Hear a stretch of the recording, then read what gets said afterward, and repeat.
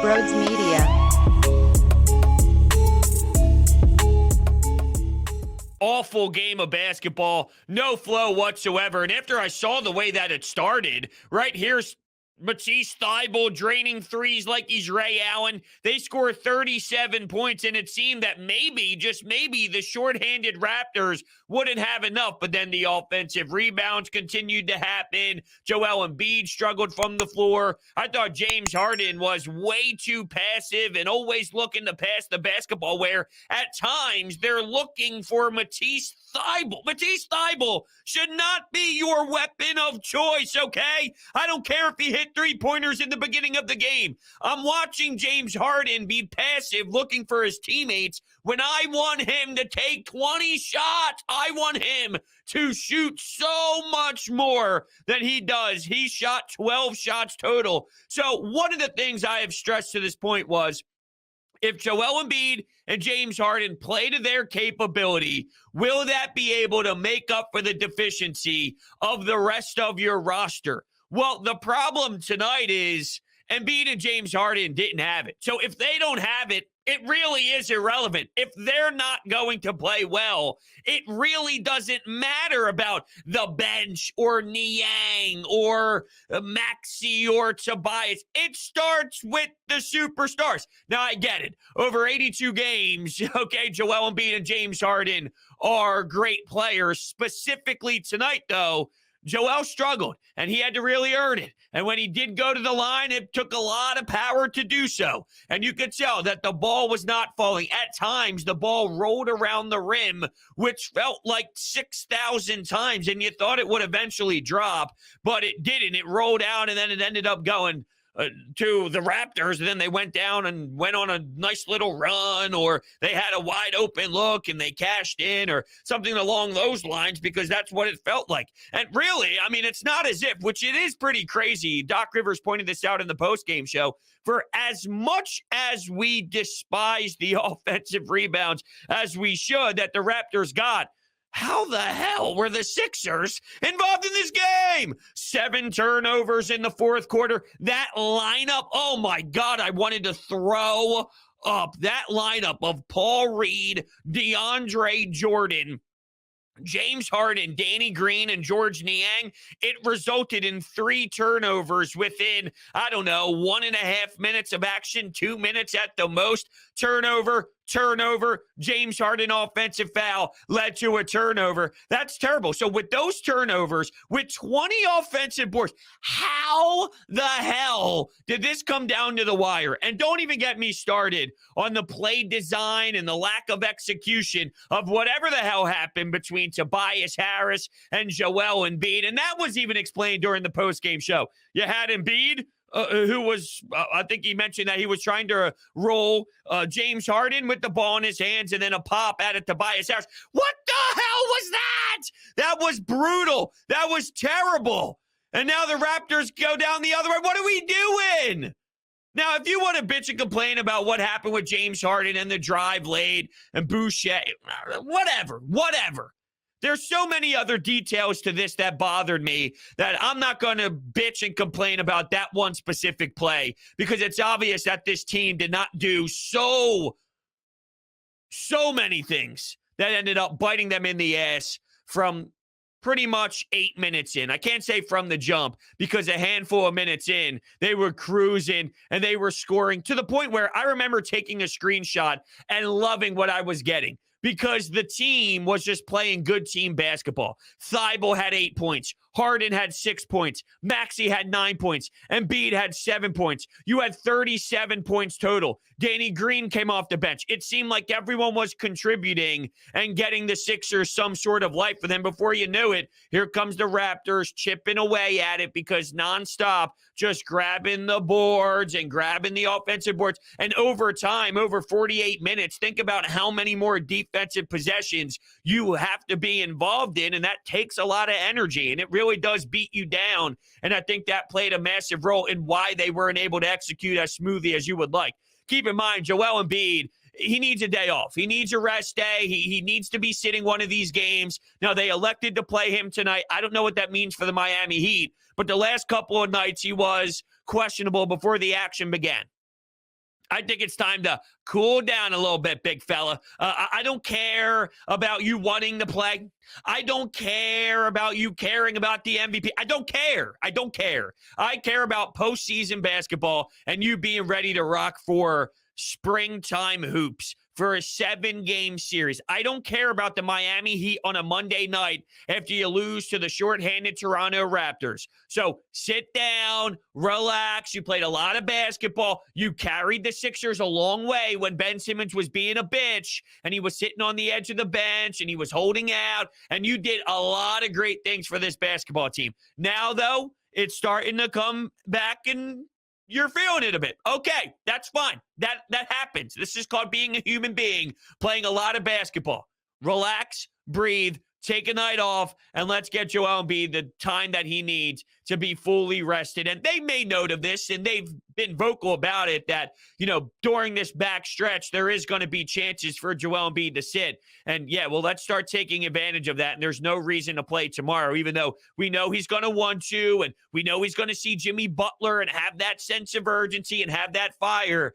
But I'm sorry, it doesn't matter to me about tomorrow night. What matters to me is making sure Joel Embiid doesn't have this type of fatigue. But what bothers me, too, though, is how many times after a game am I going to hear Doc Rivers discuss the fact we didn't run sets, we didn't have any flow, we didn't do that. I know, Doc, trust me, I saw it. But what are you going to do about it? Well, we didn't really do any pick and rolls. You're damn right we didn't do any pick and rolls. Why? How come? Why didn't you make it happen? I was praising the living hell out of those pick and rolls. Did you see one pick and roll? There wasn't one pick and roll that stood out to me. And keep in mind, every single game, I go through a list of plays that I love. For example, I'll run through my notepad right now, and I'll get to a game here. Let's say Sixers control the Mavs. That's the title of my notepad. James Harden in the fourth, penetrated beautifully, step back, passes to DeAndre Jordan, nice lob, and controlled the pace of the game. Let's go to Joel Embiid in the first half. Finished with 32 points. A beautiful step-back three from your big man. A pick and roll to Tobias Harris in the dunker spot. A pick and roll with a nice slam because the sea parted and he took advantage. Had 5 steals in transition off the glass and one that made no sense. The block and the defense was tremendous. These are the areas that I normally jot down because they're so sensational. Where tonight, between these guys, I got nothing. Yeah, there was one Maxey play that was incredible where you lost your mind. And there was a Joel Embiid play where the ball, he double tapped in and threw it back in. But ultimately, 6 of 20 is not going to get the job done. And that's where it begins for me. Not that I'm blaming them for a long period of time here. I know that we're only here because of Joel Embiid. But tonight, I thought fatigue settled in, and that's starting to snowball. And just from a bigger picture of, well, Tobias sucked, and the bench sucked, and this guy sucked. And you're right. But it doesn't matter if one of those players are good. If your players who you are supposed to rely on doesn't have it that night, it's going to be hard and rare for this team to succeed if it doesn't start with those 2 players. And for tonight, I didn't see those 2 players play in the way that I need them to for a lot of different variables, for a lot of different reasons. But at the end of the day, it wasn't there tonight. But really, I saw a team that didn't have the edge after 8 minutes in. I don't know if they thought that they'd walk all over this team. Let's look at it. No Fred. So they didn't have Van Vliet, and they didn't have OG. You scored 37 points in the first quarter. Do you just think this is going to be a breeze? This is going to be easy. We'll be okay. Or, over time, did those offensive rebounds really come back to bite you because it's nonstop having to focus on that defense? But even with that said, you got Matisse Thybulle, who's making defensive plays block after block, and then Maxey's pursuing with his pace, and he's flying. He had that excellent burst of speed that got him to the rack easily there. I don't know how any defender will ever catch up with that because it's so quick. And then he had the 3 that was unreal, and the place erupted. So that was during that third quarter or so of the Matisse Thybulle show defensively. And I'll give credit to Matisse Thybulle tonight. I thought he was all over the place. Great defensively, and obviously what he did in the beginning of the game. But I feel that maybe they tried too much to push it with Matisse Thybulle. It's nice to have.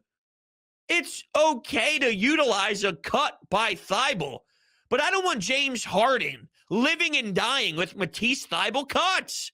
And I can't believe I'm saying this. And there were jokes surrounding this prior to the trade actually going down. And then even when it did go down and we were waiting 5 days or so until we were able actually to see him with the jersey on. But could you imagine him coming here and passing up shots? Could you imagine him coming here and forgetting how to play basketball? Just because that tends to happen here with certain players, again, it doesn't work out the way that you would like to. So it's all jokes.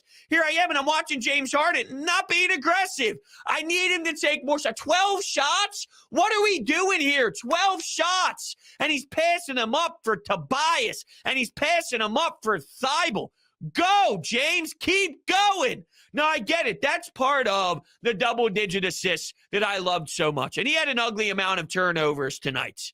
But I just want him to have more of that scorer mentality. When you go back and look at where he was when he was putting up all those buckets, and keep in mind, different roster, different part in his career, but he was putting up 22 field goals a game, 24 field goals a game. I can't do 12. I cannot do 12. I'm sorry. That's totally unacceptable. And if you look, I just want to see how that relates to everybody else on the team when I go to the box score, just so you can see what other players are taking. Tobias Harris went 2 of 9. He only played 27 minutes, though, because just like Matisse Thybulle does at times, Tobias is out there getting brutal fouls. 5 personal fouls, ends up having to go on the bench, and Matisse Thybulle had to grab his wrist at that 1.2. So you had foul trouble with Tobias. It looked like Matisse Thybulle had a bit of discomfort, and that's when you got that terrible lineup of Paul Reed and DeAndre Jordan. What are we doing? Even DeAndre Jordan, the guy just stinks. He's flat out terrible. Now, I don't anticipate Paul Reed or Charles Bassey being any better, to be honest with you. I don't think that they could be any worse either. They're not the difference in you making a serious run or a serious push by any means. But at this point, is it worth trying something different? Yeah, I don't know how. In any way, shape, or form, though, it's Harden, Niang, Danny Green, Paul Reed, and Jordan. And by the way, when you see those 3 turnovers, please. So Tobias with 9, Embiid with 20, Maxey with 14, Harden with 12, Thybulle with 6, Niang with 9. So Niang with 9 shots, Harden with 12. Harden playing 38 minutes, Niang playing 29. Now, one guy's job is to just let it fly and take a lot of shots. He took 7 threes. So that's what his identity is supposed to be. Hang out. When I get you the rock, shoot it. While James Harden is more of setting up an offense, so I understand how that would be different. But I don't even want Maxey taking more shots than James Harden. It should go Embiid, and then it should go James Harden. And it also bothers me hearing Doc Rivers talk about post-game that, but the low post presence, and he wasn't getting down there as much. And then on top of that, whenever there were things that we liked, we couldn't get the ball passed there the way we would like to, and then there were some turnovers, and there was some sloppiness, and you're not wrong. You're not wrong by that. But instead of over 3 quarters, or really 3.5 quarters, dying a slow death, which is basically what happened, that was a miserable game of basketball. I mean, that was awful from both sides. I couldn't believe what I was watching. Guys are just throwing up trash, and the game was super choppy, and no one really got into any sort of rhythm at all. The fact that the Sixers had the lead at one point, I'm going, how and what and what is this? It was a bad game of basketball, and they have to play tomorrow. They got to flush it real quick. Now, maybe that's a good thing or maybe that's a bad thing. Only the result tomorrow will tell us. But I guess it matters with the context, because if Embiid's not playing, well, then it's not the same. And I don't know what to even expect at that point. Probably a loss. So it's not the same as if he does play. And even if he does play on a back-to-back, when he's obviously fatigued and tired, If I'm getting a 70% Joel Embiid, well, that's irrelevant to when we have a 95% Joel Embiid when he is on rest. And when he's not playing so many games in a row, when he's not forcing himself in back-to-backs all season long. Because in the playoffs, there's no such thing. That's why it's so hard to necessarily take things away when this happens. Because sometimes what is going on throughout the 82 is so irrelevant to what happens in the 7-game series. But there's no sugarcoating this. It was a really bad game of basketball by your 76ers and arguably your worst loss of the year. And I know every bad loss feels that way in the moment, but I stay pretty even keel on bad losses, and I say don't overreact and don't overworry. And I still feel that way. Look, the Sixers are 8-3 with James Harden. That's a 60-22 pace. Not that you would go 8-3 after every 11 games with this current roster, but let's not lose sight of 8-3 is not something to just pretend isn't solid either. It's just right now they are still trying to figure this puppy out. And that's what happens when you make a trade at the deadline and change your team so drastically. You take that risk, and it was a calculated risk worth taking. If you're Daryl Morey, do not pretend like it wasn't.